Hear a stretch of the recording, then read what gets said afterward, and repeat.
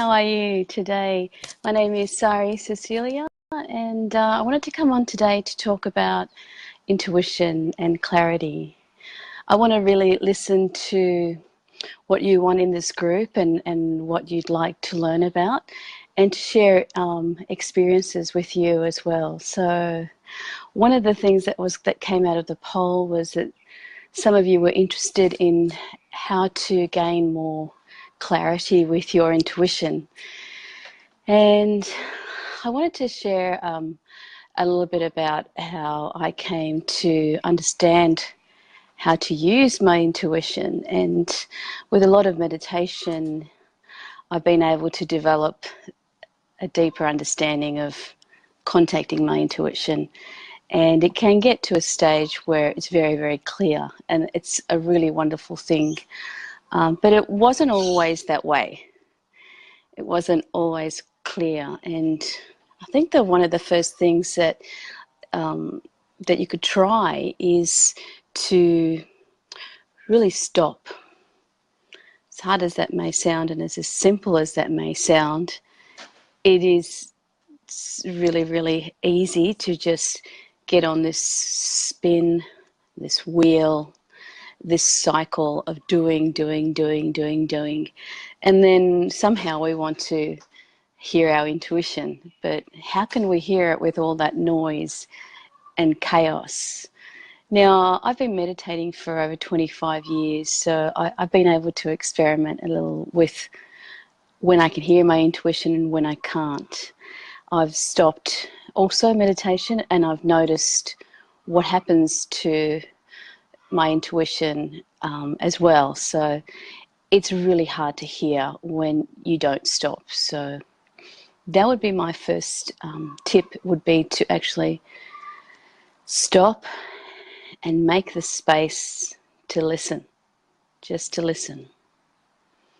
And that may mean 5 minutes, or it may mean a walk on your own.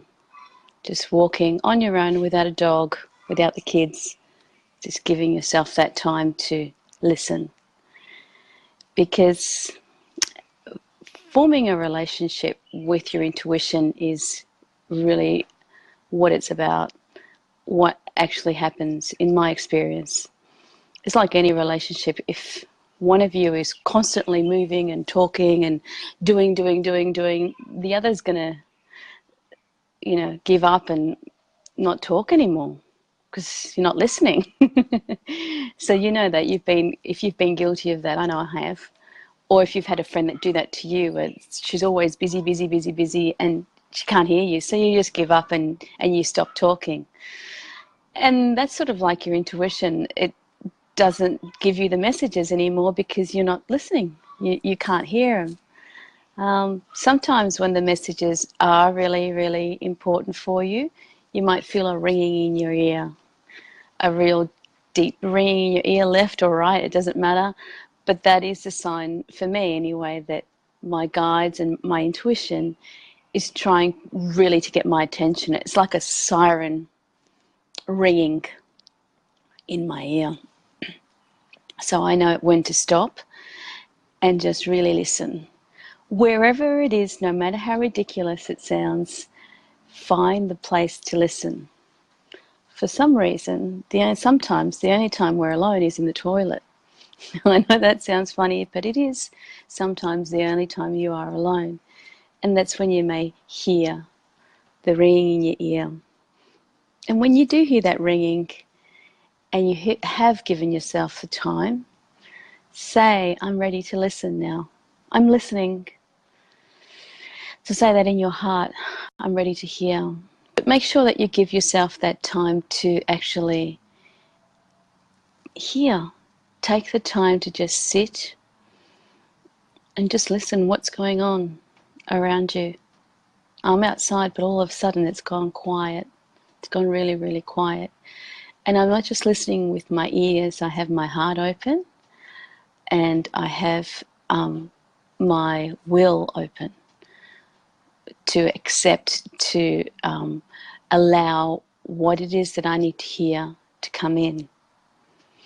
Now, usually the intuition is your truth. It feels right, it feels clear, it's honest, and it can come in a quiet, loving, sometimes stern voice.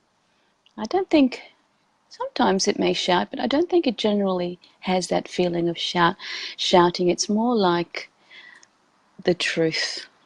And the truth is the truth is the truth is the truth. And you know it in your heart.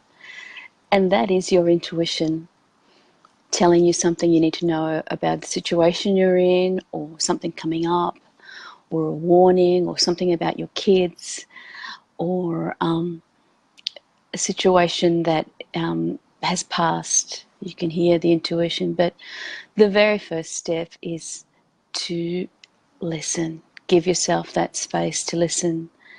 And when you do sit or walk, if you're doing this on a walk, openly say, I'm ready to listen.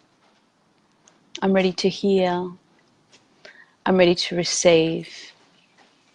I want to hear my intuition. And like I was talking about in that relationship, your intuition says, oh, okay, I can feel the heart opening. I can feel your warmth.